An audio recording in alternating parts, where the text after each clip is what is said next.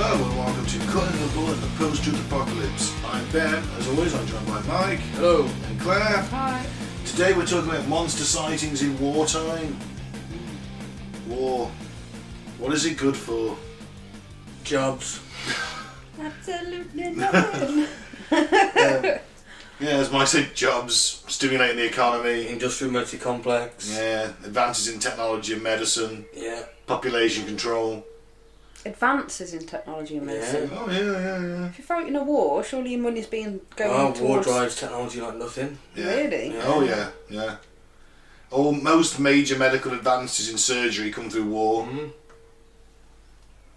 That's the problem with our whole system. War is profitable.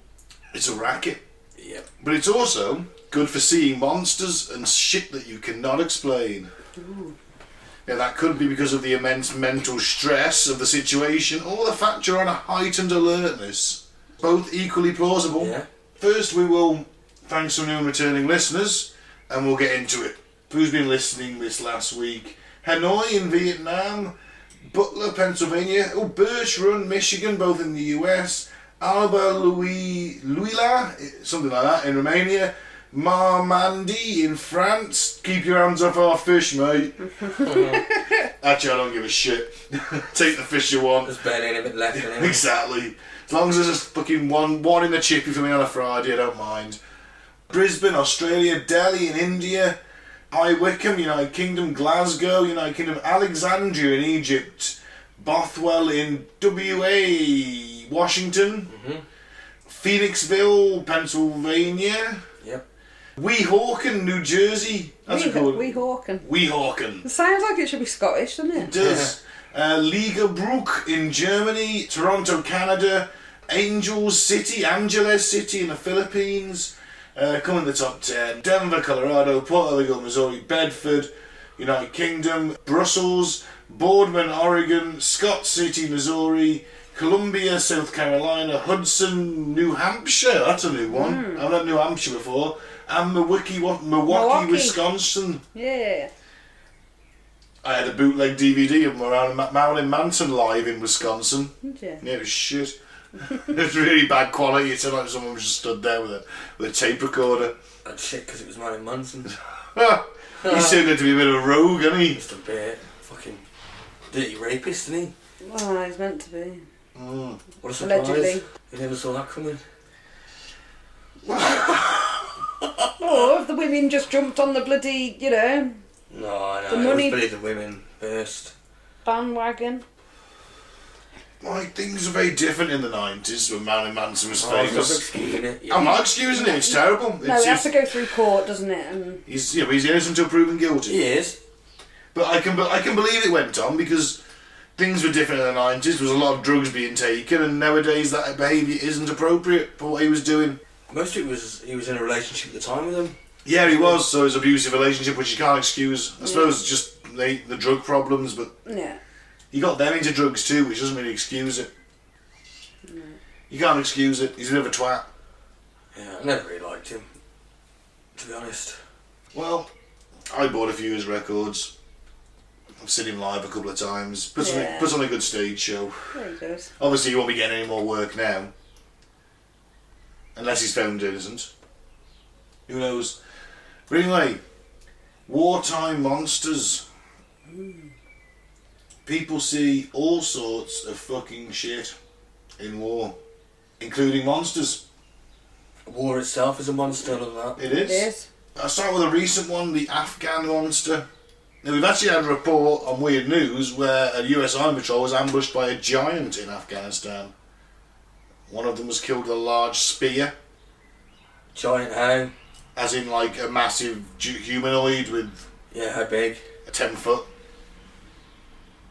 Surely there would have been pictures of this. It's It was a recent. special forces patrol on, they were going after a patrol that had gone missing and it turned out this thing might have killed them. I don't know. It was on Weird News. So a relatively recent report comes from an anonymous US Army Special Forces squad member who's tracking a Taliban person of interest in the mountains of Afghanistan. Alright, alarm bells are ringing straight away. Anonymous. So they aren't prepared to put their name to this. Or maybe they're still serving. If you're special forces as well, you can't. Yeah, you can't open up your identity. That's why they still put them silly little black lines over SAS ID photos. Okay. I'll let you off with that one then. Carry on. Almost immediately into the mission, the team experienced technical problems. They had trouble maintaining radio contact due to static, believing the magnetic content of the rocks to be the issue. The eyewitness describes leaving the squad's base with some of the other men to reposition the SATCOM to get a better signal. It was around dusk at the time, and as they neared the SATCOM, one of the soldiers spotted a man in a white robe running through the rocks outside the village. Jesus. Lacking a reliable communication and worried about the mission being compromised, the men packed up their equipment and got to move. They were all on high alert as they tracked back to the outpost. And sometimes that's all it takes when you're out there doing that kind of shit. Is just some local just to run past and you're going to go, and fuck, you just go and tell the bad guys are here. Oh well, off we go. What can you do? What's that saying about plans? Best laid plans, yeah, they never fucking work. No, they're good until you make contact with the enemy, isn't it? Oh, that's right, yeah. Yeah, that's it. No plan survives first contact with the enemy. So they cover their tracks, they move back, but every now and again he claims that he would catch a fleeting glimpse of something white moving in the distance. He reported this to the others, and officers said he'd seen the same thing. They were being followed. The sense of urgency and panic increased. They were a small unit, completely exposed and without a means of communication. Not only that, the witness reports that everything felt strange. The air felt heavy and sort of sweet. The silence hummed loudly. So putting on their night vision goggles, they could see nothing in the perfect green haze, but also very tired and looking to get back to camp. Until they were met by the sight of a man dressed in light-coloured robes making his way towards them. According to the witness, the way he moved was unnatural, and he seemed to pass through any and all obstacles in his way as though they were made of air. It's Jesus. Mr. Burns. He brings love and peace. So the quote is, he seemed to melt over and around the rocks. Through the night vision goggles his eyes glowed. I scoped up on him, i.e. you bring your weapon up to the shoulder and look through your scope at them. I scoped up on him and saw that he was looking directly at me. It was pitch black. There was no way he could have seen us from that distance without any kind of night optics. Suddenly he stopped. He picked up one of his limbs and held it in the air, almost like it was waving at me. What do you mean he picked up one of his Like limbs off the floor? No, like picking it up like that with his other arm. Then the arm melted back into his form like it wasn't an arm at all. Oh yeah, so his arm must have blown his arm off.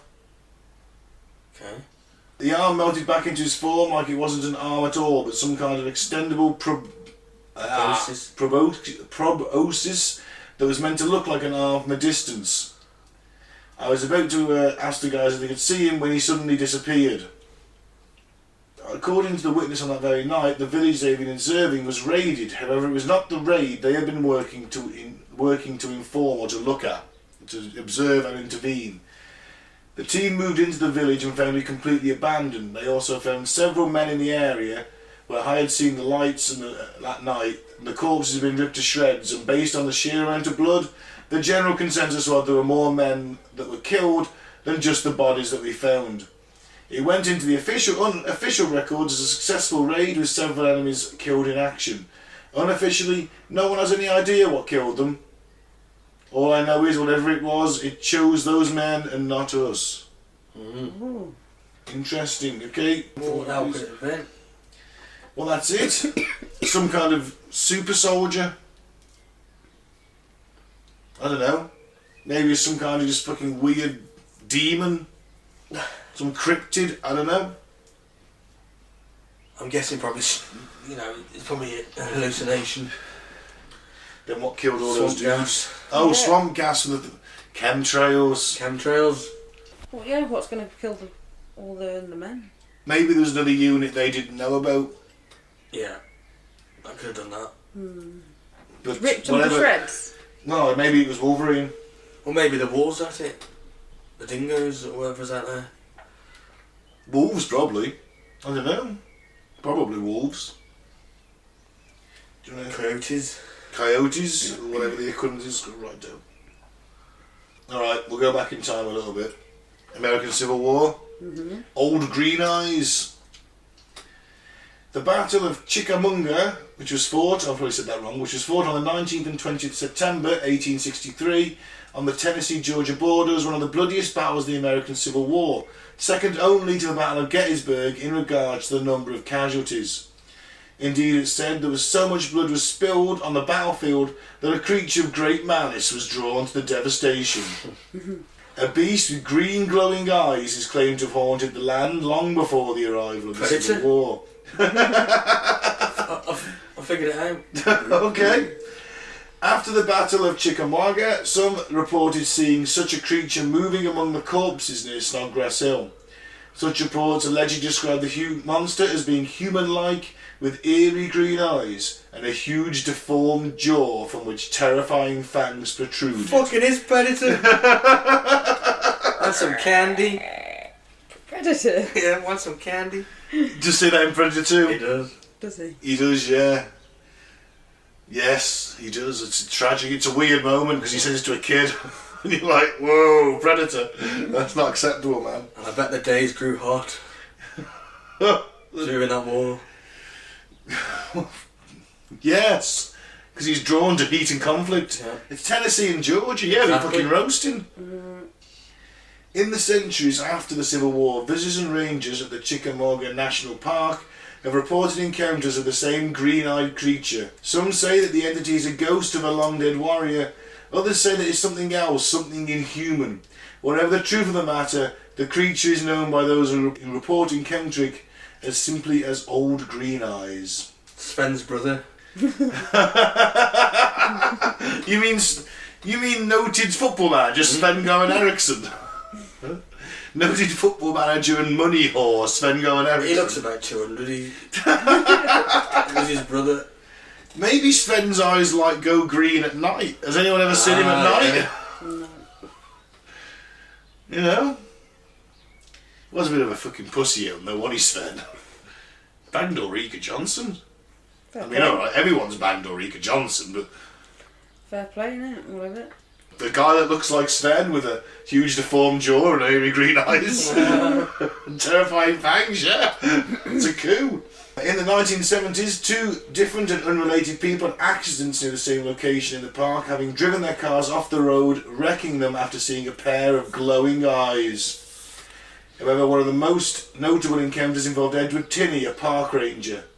Speaking during an interview in 1981, he said, "When it passed me, I could see his hair was long like a woman's. The eyes, I'll never forget those eyes. They were glaring, almost greenish-orange in colour, flashing like some kind of wild animal. The teeth were long and pointed like fangs. I didn't know whether to run or scream or what. Then the headlights of an approaching car came blazing through the fog, and the thing disappeared right in front of me." Ooh. Definitely the Predator. Could be Predator. I don't like the fact it's eating the dead. Yeah, that's kind of creepy. Predator hasn't got hair like a woman. Yeah, it's got dreadlocks. He's got dreadlocks, but not hair like a but woman. you could see that. In the dark, he might, you know. Plus he's got that hollow suit, hasn't he? In 1981, dreadlocks might have only been a woman's hair. You know? Nah, it was well into the perm. They were well into the perm, weren't they? I don't know. It's creepy though. Old Green Eyes. Oh, green eyes. Old Green Eyes is back. Yeah. Is it like the Loch Ness Monster? Just something to, you know, get the people talking, get the... That's it. Does it bring in extra tourism? Yeah. Well, I don't know what the next one is, but that's an awesome name for a band. The Vietnam Rock Apes. Yeah. Yeah. Yeah. Of all the sightings of mysterious creatures in wartime, none is more widely reported than the Rock Apes of Vietnam. Throughout the Vietnam War, fighters on both sides of the conflict regularly encountered large bipedal apes in the dense jungles. Bizarrely, Vietnam is known to no such wild apes. Vietnamese Bigfoots in the middle of the war, that's a movie I want to see. Yeah. They have got orangutans, haven't they? They've got nothing like this now, they've only got one monkey. apparently. Bipedal, so them just Bipedal. walking on their two legs. Yeah. It's the word of the day, that is. Oh yeah. Even before conflict found its way to the jungles of Vietnam, there had been a long local tradition of strange creatures lurking in the wilderness. Various names have been assigned to the creatures by local people, including the Batatut Urjit, or forest people. Particularly cited within the Vu Quang nature reserves, such stories describe muscular, bipedal beings with ape-like features around 6 feet tall and covered in reddish-brown hair, excepting the knees, sole of the feet, hands and face. Ooh. Bigfoot. A commonly reported trait of the forest people is their displays of boldness and on occasion aggression. In Borneo, where the creatures are also claimed to exist, witnesses state they do occasionally kill humans. On occasion. No evidence. Just hearsay, isn't it? Whilst the locals of these regions considered the creatures to be a fact of life, the Batatut was relatively unknown to the outside world. That is until war pushed its way into the creature's supposed habitat. Among American soldiers, the creatures were known as Rock Apes, supposedly because of their propensity to hurl rocks at soldiers. Bigfoot throwing rocks. In Vietnam. Maybe fighting for the Americans? They haven't seen them yet. They haven't got a picture of them yet. No. If David Attenborough can go, get pictures of, really scare shit in the wild, I'm sure that he'd come across them. The locals are seeing them all the time. Look, there's one right there in that picture, in that bush. That you can't quite see, but I can. Well, one veteran who served as an airborne infantry squad leader with the 101st Airborne in 68 and 69 described seeing numerous brown and reddish-brown rock apes around the Ashu Valley. Although sightings of the creatures were common, they were likely never killed. As solid as a rule of the jungle, unnecessary gunfire was to be avoided at all cost. Captain, there's a goddamn rock ape. Well, he's not firing on us, so don't fire at him. Fire him. Fuck that. Unload everything you've got. What do you want to kill Bigfoot for, you sicko? Well, because Because it's a threat, isn't it? It's well, coming no, at you. he's not. He's not coming at you. He's not coming right for him. He's coming right for us. Does that mean there's hold your fire? No. Yeah, but they don't know what these rock apes. No, exactly. And if Surely they just- someone would have shot one just to be like, I've got to check this out. Yeah, this well, could what- be the discovery of the century. This could be like. It could be, but you're only giving away your position to Charlie in the trees. Some fucking hillbilly, some private, ain't No, gonna, he's- ain't gonna Probably pop a few is shots Charlie off. all bloody dressed up like rock apes. Yeah, it's probably a It's not like Spying terror on tactic. him. Oh, so they got their tallest Vietnamese Yeah. people they could find, put them in Bigfoot suits, right, and sent them off to go and spy on the Americans, thinking, "Oh, they'll never shoot them." They want to give away their position. Exactly. Yeah, but if he's just walking alongside them, I don't know, 20 metres that way, and he's not making any threatening gesture, why give away your position? Just keep an eye on him. If he comes too close, yeah, we'll pop him. Yeah, and then he's gonna disappear. Where's he gone? He's gone to warn the Vietnamese where your Well, position. for all you know, it's an animal. That's the whole point of it. That's it, yeah. That's what we're saying. It's more likely people dressed in like, Man, Vietnamese intelligence had some fucking great schemes, didn't they? sort of like sloths. Yeah, they had slots of it, and there was really lazy soldiers just sat in a tree all day watching shit. Dressed in, but then again, is furry culture high in Japan? In Vietnam, do you reckon? The what? Furries? Furry what? You never seen furries? No. Oh man, there's these group of people who get off on being who dress them up as animals and fucking. Oh right. And I've rubbing. seen the rubber dog faces and that. Oh no, that's more your BDSM thing. This is something completely different. Right, okay. Yeah. Dress up like a giant cat or whatever. Yeah. Yeah, or foxes or stuff like that. The tails are usually butt plugs. Right. Seems very knowledgeable, this man. Yeah. I watched a documentary. Documentary on porn. And Porno's got shit, they've taken loads off. So many such rock ape sightings weren't reported because the higher echelons wanted confirmed body counts and not mysterious creature sightings. They're like, stop looking at them fucking monkeys. Stop looking at the monkeys. Another testimony comes from Michael Kelly, who served from 1969 to 1970. Here's a name for you, Mike. First one we've had. In the year 2000, he described how 8 Rock Apes surprised a squadron as platoon, resulting in open fire being launched at the creatures. At first believing the mysterious apes were the enemy, being the correct height, they looked very much like soldiers in khaki. See? The firing had been non-stop as the creatures hurled themselves through the trees. In Kelly's own words, all except one was light brown to reddish brown in colour and about 3.5 to 4 feet tall. One, dark, almost black, male remained fighting to take the others retreat, and he was flying through the branches and rushing the men with his teeth bared. What happened there is you're fighting the enemy in the middle of an orangutan fucking family. That's what's going on, isn't it? Yeah. An orangutan troop. Yeah. The orangutans are orange, not khaki. Orangutans aren't black. It's difficult to see in the jungle, isn't it? There's no orangutans in Vietnam. Of course there is. There isn't. Maybe Not there was. bipedal. Orangutans aren't bipedal. Right, whatever, the 3.5 feet, the biggest monkey must be close to that. Oh, little Ewoks. Oh. They were the last Ewoks. You know what, if they were Ewoks, good. Shoot them all down. Oh. Fucking hate them Ewoks.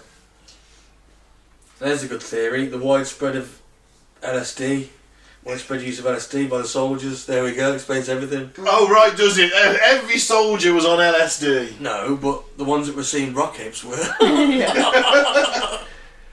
They were just winding each other up. Oh, there's a Rock Apes. The largest native primate species in Vietnam is a critically endangered 3-foot-long Tonkin snub-nosed monkey. That's not a rock ape, is it? That's Well, you said 3.5 feet there. it's just 3 foot. 3.5 to 4 feet. Oh, there's a big difference between 3 and 4 foot. Not really. It's an extra foot. Yeah, not that big. I'm not going to turn down an extra foot. And you're not gonna. How can you judge something that's running through the trees? Right? And plus, you're probably engaging the enemy.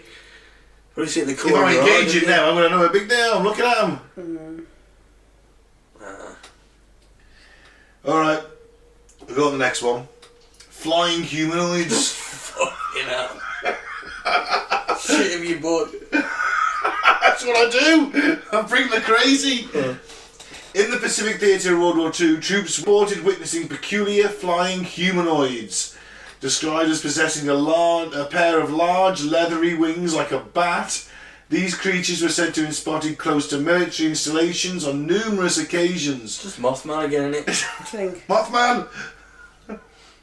Mothman or those chicks on LSD Island. Yeah. Silent and shy as they were reported to be, military eyewitnesses could not escape the unnerving feeling that these unearthly beings were somehow observing them. Many of the alleged sightings date to around the time of the Battle of Okinawa in 1945. That was like a bloodbath, in all fairness, for both sides. It was the biggie, it was the last one for mainland Japan. Years afterwards, reports of flying humanoids in the Pacific were still being made by soldiers. One such report came from Sinclair Taylor, a US Air Force private who was on guard duty at the camp near Kyoto, Japan in 1952. The sound of the creature's wings first drew the private's attention. To begin with, he thought he was looking at a giant bird. However, as it flew closer, it became clear that it wasn't. According to Taylor's testimony, the enigmatic being had the body of a man about 7 feet tall with a 7-foot wingspan. Fuck. Yeah, I wouldn't fancy that flying at me. You wearing trousers? Doesn't say what he was wearing. No. See, that's the thing. Was he naked? Was he wearing clothes? If he's naked, you got to assume that it's some kind of cryptid. Yeah. Or warlock. And by the size of its Flasher. wingspan, its appendage would be flapping in the wind. You say he's 7 foot tall and this much wingspan. I was just like, Knocks you out with his very dong.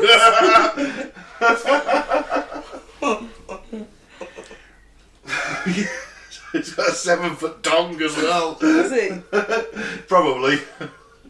Having flown close to the private, the creature stopped and hovered in the air. Panicked, Taylor began firing his weapon at the flying creature. When he looked back at the spot where the winged beast had been, it had vanished. No blood, cadaver, or any other physical evidence was left behind. Even more bizarre is the fact that Taylor was not the only witness of this creature. It has also been reported that when he declared the incident to his sergeant, he's a brave boy, it was revealed that another guard had witnessed the exact same creature the year before. But I hadn't told anybody. They could have rotated out. Theories as to what Taylor saw include secret military projects, the misidentification of local wildlife. Local wildlife? Misidentification suggestions included crows, which are reported to be much larger in About Japan 7 feet. than other parts of the world. Hey, a big crow, 7 foot. One thing is, Crane, Maybe a crane, yeah. crane. Maybe Taylor's just a bit of a fucking dumbass. It's funny. Maybe he's been on sentry duty for like 13 hours and he... Well, I expect him to be alert, damn it. Same thing. Certainly in some countryside areas, crows with a wingspan twice the size of a typical carrion crow are described by rural farmers. No. That being said, that doesn't account for the alleged human characteristics or their ability to survive rapid gunfire. Yeah, it's a mystery. That's all you need though on like an hour, innit? You know, like under fire, you've got a bonsai charge being made at you, and then the next thing you know, there's like a flying dude on bat wings, just like, oh my fuck, and then you just get bayoneted in the chest. It's all it's on you, you twat, as he flies past. Alright, let's go on next then. Next, we have got the U28 Sea Monster. Sea Crocodile. This is like Nessie getting blown up. It's tragic. During World War One, the British steamer Iberian was cruising off the coast of Ireland when it was attacked by the German submarine U28. The Iberian tried to flee, but the U28 pursued, firing shells and torpedoes. After taking 2 direct hits, the Iberian tipped up and sank with a bow in the air. Worth pointing out, everyone thinks U-boats used to fire torpedoes at the time. Now, a lot of the times they just surface and fire their gun, they had on the bow. Makes sense. It was easier. The sinking would all be forgotten today, if not for an article the U-28's captain, Baron von Forstner, wrote for a German newspaper in 1933. In the Baron's account, he stood on the submarine's conning tower and watched the steamer sink. After about 25 seconds, it disappeared. Beneath the surface, there was a large explosion, probably caused by the ship's boiler detonating. Steam engine, boiling water, hitting cold water, explosion. The blast threw a mysterious sea creature clear out of the water.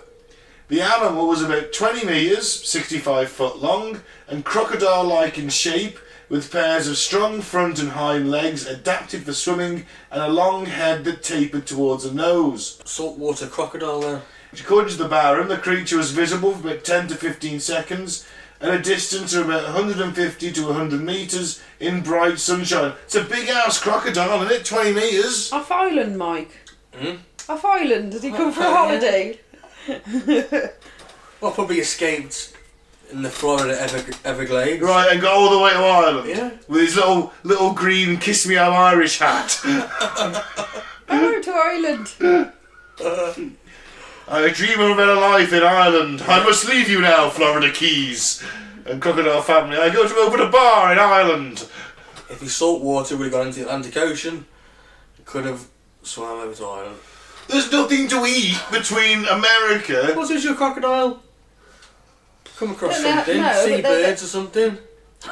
They're cold-blooded, aren't they, Mike? They need like warm, and you wouldn't. Yeah. They've got to get out, bask for a bit to keep going and digest. Maybe in the summer. The Atlantic is not a warm ocean. In the summer. No. I can't see that. Well, stranger things have happened, though, haven't they? That's true. Like a Nazi becoming Pope. Now, I wasn't going to put this in, right? Because I read the list and I was like, right, okay, yeah. And then I watched a couple of videos on YouTube which weren't very long. And this one was always in there. And apparently it's considered one of the most reliable sightings of a sea monster. Never saw what a crocodile I've ever seen. Oh, 20 metres long, 65 feet. Like, that's over the halfway line of a football pitch. Yeah, That's they're big. That's some... They don't get that big. Alright. Like, from goalmouth, right, at one end of a football pitch, to virtually the 18-yard box of the other opposing goal. That's how big this thing was, 65 feet. Football. Got through from the explosion. They're keeping it as a pet, what? No, they're thrown up in the explosion. He just went back in the sea. Oh, right. So it was just sniffing around. It was presumably sniffing around under that thing when it blew up and it blew it out the sea. Oh shit, largest saltwater crocodile. Yeah. 6 metres. Yeah, there you go. There you go. The alligators get bigger. Oh god, he's just straining for this, aren't you? Well, there could be, you know... It's not going to be 65 feet, I can tell you that much. Could be some prehistoric leftover in it. Yeah, exactly. Exactly. I've always wanted to see a prehistoric leftover. Come on, David Attenborough, sort it out. Yeah. Yeah, exactly. Maybe 5.85 metres. There you go. So what have we got here? We've clearly got some kind of sea monster. 2 crocodiles. Oh, we're swimming together, Yeah. nose to tail. Maybe they mate for a lifetime. Some Decided to sort go of to Ireland. Some sort of megalodon or something. I don't see. I mean, alright. According to his account, 7 of the crew members witnessed the creature. Unfortunately, 6 died during the war, presumably when the U28 was sunk in 1917. The only surviving witness was the sub's cook, who never wrote about the incident, leaving the story to rely on von Forster's account alone. Additionally, the 61 survivors of the Iberian apparently didn't see the creature, but they may have been a little busy for the time swimming for their lives. Yeah, you still notice 2 saltwater crocodiles. What? Nose to tail? Yeah. Perfectly flying through the air? A flying megalodon. Yeah. You'd swim faster. Well, you wouldn't see it. You'd be like, oh, your attention's not on that. Be cold in the Irish Sea as well. Freezing. Yeah, exactly. You know, that boiler going off just flung them that massive, let's say, prehistoric throwback crocodile out of the water. And it's not beyond the realms of possibility to assume something like that's still knocking about. That's where all the fish go in. There you go. Yeah. Is it beyond the realms of possibility to assume there's something still like that knocking around? Yeah. I mean, we've basically found the giant squid, the Kraken. It's unlikely. It is unlikely. I think it's the best. I think it's the strongest case. Yeah, it's the strongest case in this wild. And the strongest case is that he's making it up. That's the strongest case. Because nobody else in it. Maybe the other 6 guys died. Yeah, he Guys. happened to conveniently choose a... It's a war. Yeah. They're in a submarine in the First World War. The only survivor left's a cook who hasn't collaborated with the story. How many people were coming out the top of this submarine? Well, he says 6, so the gun crew and him probably. Why was the cook coming out the top of the submarine? No, the cook he wasn't. Maybe he was just manning a torpedo tube or something. Maybe he was frying pancakes on the top. Oh, we're up for a bit. Well, submarines. We won't get me in one of them anyway. Not a fucking Picking chance. holes in this story with the cook. Oh, I just need the cook The out cook of it, man. cook just come. I'm just coming up to see what's going on. Oh, we at battle stations. I've got some beans on. Oh, a proper soldier. Oh look, there's a megalodon. No, it's 3 saltwater crocodiles, nose to tail. You fucking idiot! What do you know? You're the cook. Slap. All right. Next. The Hound of Mons. Now, you familiar with the Angel of Mons? Yep. We've gone through that, Claire. No. Basically, the idea of the Battle of Mons, the British are like doing this fighting retreat, and we're holding the Germans off. And just as it looks like we're about to be overwhelmed, either A giant fuck-off angel appears and starts killing Germans, or B, a load of longbowmen from Henry VIII or Henry V time Agincourt fire their ghostly arrows at the Germans and kill them. Sadly, that is a fabrication. It was written by a vicar and put in the newspaper, and no one said whether it was fictional or not. So everyone kind of believed, oh my god, wow, that's how they got away. Nothing to do with the pluck of the British Tommy. Yeah, but they might actually want that story to be spread. Oh, Because God's on our side. yeah. It's a strong ally to have. Yeah. If there's an angel helping Yeah. us defeat the Germans, We've got to be on the right side, haven't we? Nothing to do with the individual skill at arms and marksmanship of the average British Tommy, though, is it? No? They're not going to get any praise, are they? No, they're not, sadly. Anyway, this is the Hound of Mons. So in 1919, a number of Oklahoma newspapers published a terrifying story of a Canadian World War I veteran named Captain F.J. Newhouse. According to him, Allied soldiers in the trenches at Mons had found themselves hunted by a terrifying beast. It all started in 1914 when Captain Yeskes, I'm assuming that's how I spell that right, of the London Fusiliers took 4 soldiers out into no man's land on patrol. When they didn't return, their concerned comrades thought they might have been intercepted by the Germans, but days later their dead bodies were found, just as they had been dragged down with teeth marks at their throats. From that point things only got worse. Terrible howls echoed across the landscape and soldiers reported seeing strange movements beyond the barbed wire. Patrols into no man's land would be found horribly mauled as if by some great beast. Then just as suddenly as they'd appeared, the creature seemed to disappear again. Call of Duty so ripped this off, hasn't it? The hellhounds. Yeah, they're bastards though on the Black Ops. The first one you get the attack dogs and they're bastards. Because I can never bring myself to shoot a dog on a computer game. It's coming off you with the teeth, you know. You can't in real life. No. No. I couldn't. I can't even kill the wolves on Assassin's Creed unless they attack me. If they attack me, I have to kill them, but if they don't, I just go past them on my horse as fast as possible. I refuse to kill the wolves. So the mystery was only resolved when a German scientist named Gottlieb Hochmuller was killed in Berlin in a Berlin riot at the end of the war.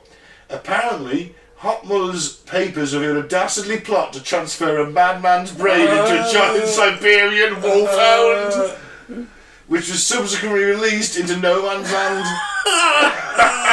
As it says, this is a part of a series of experiments which Hochmuller hoped would end the war in Germany's favour, creating a race of dog men. I don't know how a very crazy dog was supposed to resolve a world war, but the point is it was an idea. If you put all your soldiers' brains into Siberian wolfhounds, you're probably going to win the war, but you're also going to have a shitload of angry highly intelligent wolves at your door at the end of the war when they say, "Can we have our human bodies back now?" And you go, "Yeah, about them." The wolves are really enjoying walking around on 2 legs. You don't think we just got rid of their brains, did you? I'm going to put Hitler's brain into a dachshund. I think they'd lose. Well, the wolves? Yeah. Because, you know, the people that weren't wolves still have, like, you know, Yeah, fingers, triggers. 3 million Siberian wolfhounds streaming across the Western Front. All with human intelligence. That's... Yeah, but they're madmen. If this one was a madman... You have to be mad to say, can I put your brain in a giant Siberian wolfhound, please? Who wouldn't want that? A, the technology isn't available, and B, no! I don't want to be a wolfhound or a human. You're getting sent into sort of like no man's land with no gun in your hand and paws. You're a wolf, you got claws and teeth. And my lifespan I know, is just... but they can shoot, you know, they can see you coming. I'm fast and agile and... You just decrease your lifespan. Dogs don't live as long as humans. Oh yeah, okay, oh there is that. And they got big guns, you know, I'm just seeing Maybe when you're about getting... to die and they put it in a puppy. Yeah, okay. But we haven't got the technology of that anyway. I was a mad wolf. Yeah, but they used to have a dead man and a dead wolf. Can't do it. Do brain transplants. Well, I'm just saying, this is mad German science. The Germans are great at mad German science. They just crush. Our brains are a bit bigger. Yeah. However, interestingly, Captain Newhouse seems to have been a real soldier, but then the story does fall apart a little quickly. I put this one in for fun. Because you can't not love that. Yeah. There's no record of a scientist named Gottlieb Hochmuller, and there was definitely no Captain Yesks in the London Fusiliers. It's actually quite a rare name in England, although it's much more common in Canada and America, suggesting that F.G. Newhouse probably made the whole thing up. Still, I like it. I like it a lot. Congo Snake. Colonel Remy van Leerde was a Belgian pilot who became well known for his heroic exploits during World War II. Among other feats, he escaped from a German prisoner of war camp and made it safely to Britain, where he became an ace in the Royal Air Force. His famous monster sighting came years later when he was returning from a mission in the Congo. Chances are as a mercenary. He was flying over the jungle in a helicopter when he spotted a giant snake, very dark green, with a white belly, which he estimated at 15 metres, which is 50 feet, in length. In his account, the serpent reared up as though it wanted to attack the helicopter.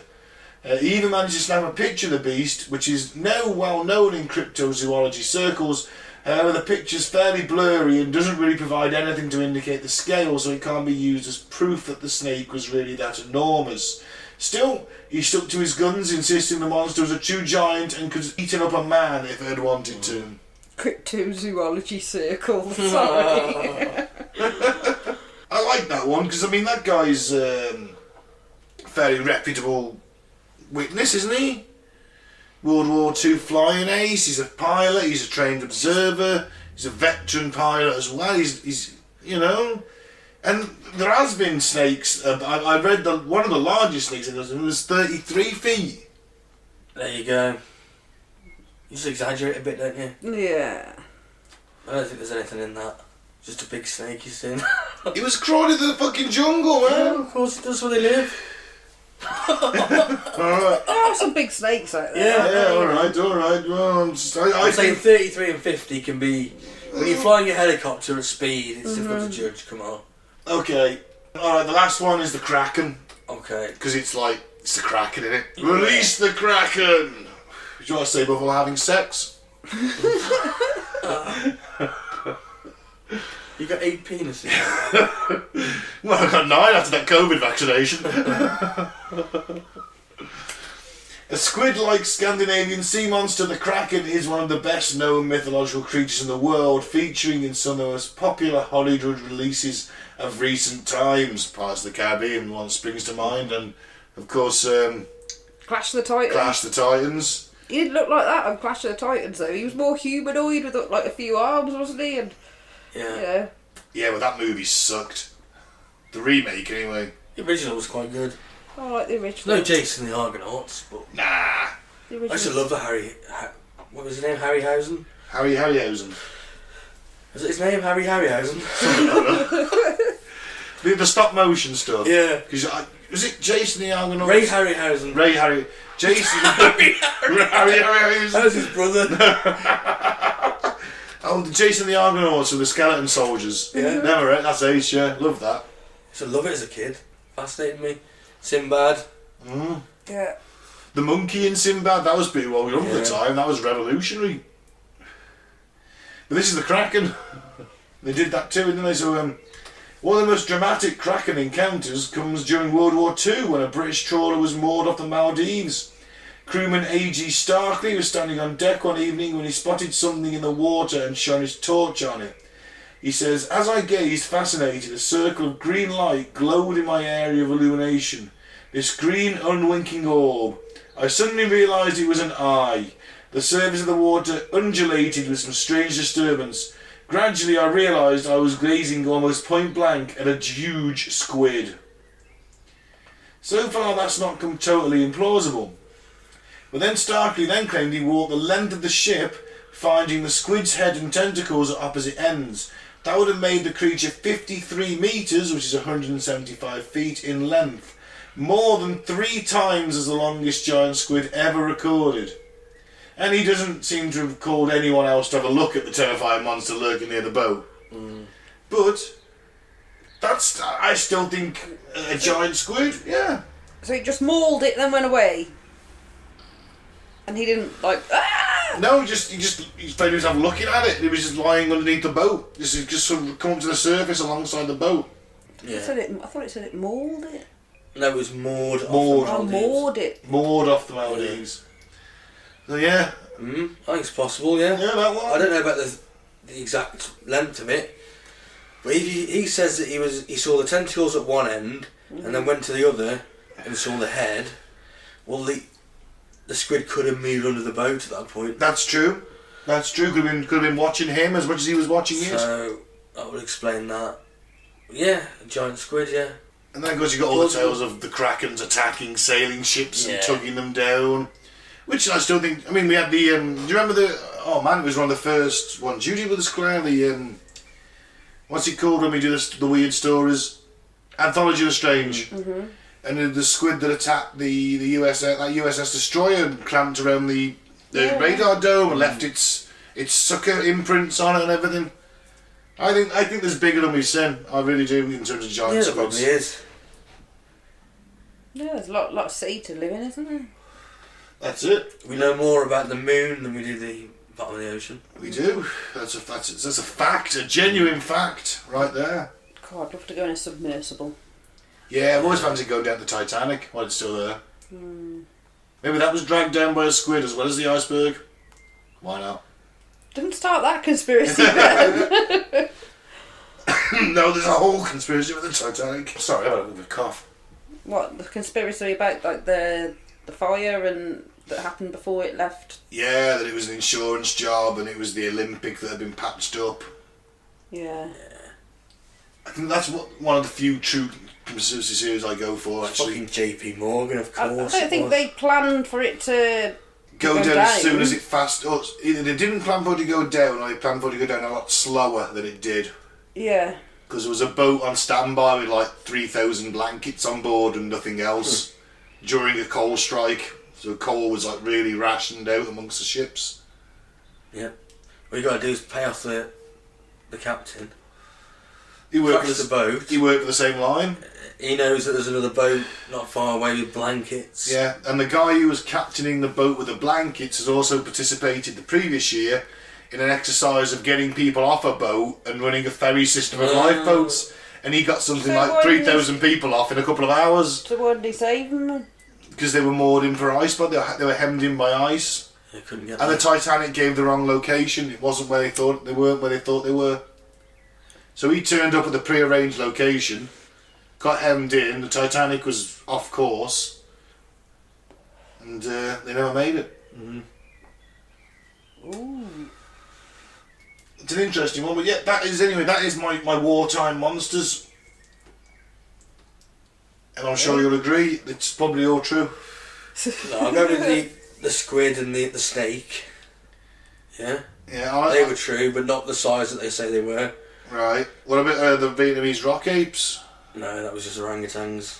Yeah. There's no orangutans What there. are they, snub-nosed monkeys? Yeah, they'll be or as I say, or the people Or dressed LSD. up. LSD, or they're dressed up. I'm going with that. I'm going. Right. Flying humanoids. That was bollocks. What about the old green eyes? Sven's brother. Yeah. That's a bit more supernatural, isn't it? That's Predator. Predator. There you go. I think it's some old geezer in the pub going, "Oh, green eyes." Some Confederate war veteran missing a leg. He's just in the tavern there, like, I lost my leg at this battle. Let me tell you about old green eyes. Yeah. Yeah. Well, He's perpetuated that. let's end the show with some fucked up facts then. Yeah. Okay. Can we have a jingle? Facts, fucked up facts, facts. You get worse at that every time. In 2018, a Belgian bar had such problems with people stealing their glassware that they demanded customers give up their shoes as a deposit. What's with their glasses? Must have been look good, mustn't they? It must have been special glasses or something, I don't know. Sucks giving your shoes though, doesn't it? What, the floor's really cold? Oh, and you step in piss when you get the toilet. Oh. Oh, it'd be awful. Oh, yeah. Why don't they ask for a deposit? An obscene deposit. Because if you say a five, you go, fuck it, I'll lose a fiver. Yeah. For a big tankard type thing. With I'm glad they never did that at the Iron Horse. I was going to say, everybody's got a pint glass from the pub, God. haven't they? Yeah. Or a wine glass. Yeah. Some people have several. Like me. Some people's entire pint glass collection is taken from pubs. We've got the ashtrays, the beer mats. No, not the beer mats, even that far. Don't know, I like them ones that used to go along the... Oh, the towels. I've got a towel. See? But you're one step away from I was given the towel by the snooker club when that closed. I used to keep it in my snooker cue case. Oh. You wipe the cue down for a start for some reason. I don't know, but everyone seems to do it. So I started doing it. No idea what it's about, but yeah, Shining. Looks good, doesn't it? Yeah. In 2004, Bill Gates, who we spoke about for fuck's earlier, Here we go again. he said 2 years from now, spam will be solved. Spam? Yeah. Oh, the email spam. Not the meat spam. I say what's wrong with spam. spam. I like it with a spam. That was solved a long time ago. No one eats it. I like What spam. happened to spam? Yeah. Have you ever had a spam fritter? Oh, no. My spam fritters are No, I think I've gorgeous. tried it when I was a kid, but I'm not revisiting it. Spam toasties. Spam toast, you can't beat a spam toast. I like faggots. Mr. Brain's faggots. Oh, I love a faggot. Ooh. Should point out they're talking about the food for American listeners. You may not know that. That's why I said Mr. Brain, so I'm just... Yeah, they don't know the brand either. Well, you'd Google it, wouldn't you? Hey, they're eating faggots in the UK. Yeah, you don't need them thinking we're doing that. Not all special effects are high tech. Some of the asteroids in The Empire Strikes Back are potatoes. Yeah, I'd heard that, yeah. And one of the ships in Return of the Jedi is a gym shoe. Oh, look at Red Dwarf. I mean, oh God, isn't Starbug just a washing up liquid bowl? With some legs stuck on. Is it? Sure it is. Yeah, probably. Yeah, and in Star Wars, some of them are oil paintings, aren't they? And yeah, some of the background. backgrounds where they've got all the little stormtroopers all standing in lines and stuff. Right. Yeah. Because I was like, never. There's practical effects in it, I suppose. That does explain why Lucas ran through most of the budget for his original in a very short space of time. Now he's getting oil paintings done. Controversial, I think practical effects are sometimes a lot better than the CGI stuff. I think CGI gets overused. And so when they overuse it, it looks shitty sometimes. Yeah. You know, I think sometimes practical effects are a lot better. I'm always pointing out to the husband, I was like, this film's shit, it's fake. And he goes, oh, just keep an open mind. And I was like, oh. It's hard when it is so shit, isn't it? What gets me is controversial one, Lord of the Rings, Return of the King, yeah? Right, when they have the ghost army. Yeah. Looks terrible. Looks awful. It's just a big green smear going across the screen. Looks shit. Yeah. It's like, you could have done something better than that. Get some people in suits, you know? Next fact. Go on then. Doctors used to consider a desire for travel to be an illness and labelled it pathological tourism. How do you explain the British Empire then? That was pretty much armed tourism. Definitely pathological. In 1999, a 36-year-old Indian man was rushed to hospital due to a suspected tumour in his abdomen. After being examined, it was discovered his belly contained the disjointed but living and growing parts of his parasitic twin. Oh. He recovered fully after it was removed. Oh, I wonder how big it was.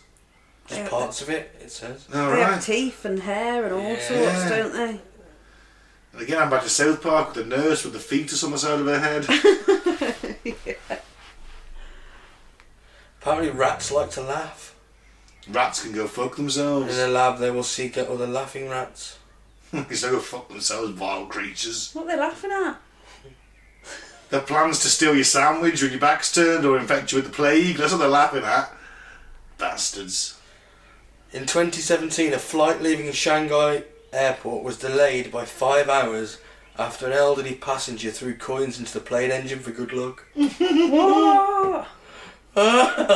Jesus Christ. Sir, we don't do that here.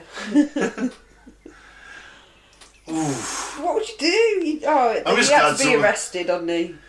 Depends how elderly he was and if it was his first flight or not. I mean, he can't have done that more than It's once. not Christmas fucking pudding. Yeah, but he can't. That must have been his first time on a plane because he wouldn't. If they'd done that before and no one noticed, the plane would have crashed and he'd be dead. Must have been like his first ever time on a plane. And he's like, "Oh wow, that grey metal bird." Look at it. I'm gonna throw some. I'm gonna favourite in my coins. No, I think he's got like that problem. You know, when you go into a disabled toilet, you shouldn't be in there anyway, but you really want to pull the red cord. I think he's got like those sort of issues. What's the red cord do? The alert. Yeah. See, I've always seen that red cord. You thought about pulling it, haven't Yeah. you? Yeah. Well, he's the guy that pulls it. Yeah. Just for shits and giggles. So I visit the disabled toilet at work because no one else ever uses it. It's cleanest, isn't Is it? it? I refer to it now as my office. I'm disabled. I'm disabled. I refer to it now as my office. If anyone needs me, I'm in my office for the next... checks my watch. 7 minutes. By the way, we're not mocking disabled people. That's off the IT crowd. Yes. Yeah, It's really don't think, you know, I stand with the disabled people, the black triangle. you stand with the disabled people. Triangle? What was that? Yeah. As against all the cuts and the terror that the fucking Tories have caused on disabled people. Have you just realised what you've said? I know, I did, yeah. Stand with them. It's like Lieutenant Dan. Yeah. Yeah, we ain't standing no more.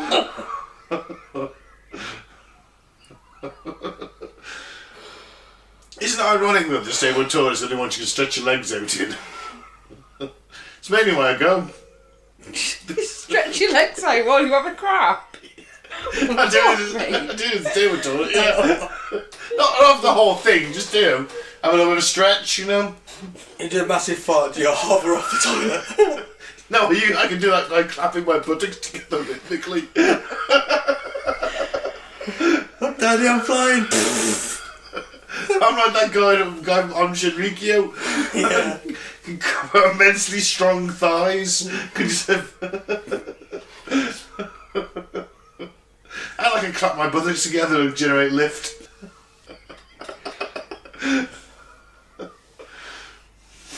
I can play the national anthem on a kazoo between your buttocks. You should put on YouTube or TikTok, whatever's trendiest. Moving on. Yeah. Scientists have confirmed the existence of far, far out. What? Good for them. When did they discover that? Because I discovered that when I was about, I'd say 15, 16, and I smoked my first joint. Yeah. I figured out what far, far out was that night. It's now the most distant known object in the solar system, Oh, right, okay. taking the record from far out. Well, how far was far? Not as far as far, far They've out. got no fucking imagination, have No. they? Call it cool names like the Amiga sector. You know, or Yeah. you know, something like that. Something cool, the Sicarus sector. I don't know. Ultima segmentum. Do some Latin shit on that. Make it seem good. We're well past that. Latin always has a touch of class. We should have that as our logo. We're just in Latin so it sounds classy. And then, what's that logo mean? It means Latin has a touch of class. Yeah, like it. It is illegal to own more than 6 dildos in Texas. Who comes and checks? You have a dildo license on you? Sorry, ma'am, you've got 7 dildos. And my husband's got 32 guns. Yeah, but we're not here for them. Let's take this outside. She's got a black rib, purple doubler. Dildos at dawn. Dildos at dawn. Dildos at dawn. Get out, my word. It's the fucking what is it? Evil Brain Dead 2. Dead, Evil Dead, yeah. Evil Dead 2. Dead by Dawn. Dead by dawn. But he wasn't, Dead by was he? dawn. But he wasn't. He wasn't. Strapped that chainsaw onto his stump and went out like a legend. I love that film. Me too. And the third one. Yeah. It's a guilty pleasure for me, the third one. Actually, no, it's a fucking classic. What am I about? Okay, let's finish on this one. Oh no, I've got another dildo one. Dildo Island. You're not allowed another one, Mike. I've got another dildo one. Dildo Island lies just north of Spread Eagle Bay. I should hope so. So you're south, I'll be concerned. And in the 1940s, butt plugs were marketed as a headache remedy. I've heard that. I have heard that. I suppose you just think, fuck my arse hurts. Yeah. And then it takes the pain away from your head, doesn't it? You know, you'd be so concentrated on having this thing stretching your rectum that you'd forget about your headache. Does it make sense? I'm not suggesting they should do it now. I'd rather take an aspirin. Was that just me? I seem to be not in favour of it. I said it and there was a silence. Yeah, I'll put the butt plugs, what can I say? Old fashioned medicine, eh? Yeah. Haven't you got a preventative one? No, I don't keep one in just in case. Nah. But that's concerning. Maybe the chemtrails thing's because you're wearing butt plugs all the time. Feeding your mind and think about other things. Yeah. Right, well, and on that butt shell, on that butt plug, let's end the show. I'm Ben, thank you very much for listening. Follow us on Facebook and listen to us on Spotify and SoundCloud and coming soon Anchor. Well, Cutting to the Boy in the Post-Truth Apocalypse or Cutting to the Boy in the PTA. Not the Parent Teachers Association. No, we'll get the branding sorted. Yeah, thank you for listening. Don't drink the Flavour Aid. Don't join a cult. Don't take out your cult leader's eyes. Don't drink the Flavour Aid. Don't join a cult. Thanks. I've been Mike. Thanks for listening. Peace out. May the force be with you. And I've been Claire. Keep an open mind, but not so open that it spills like it is, guys.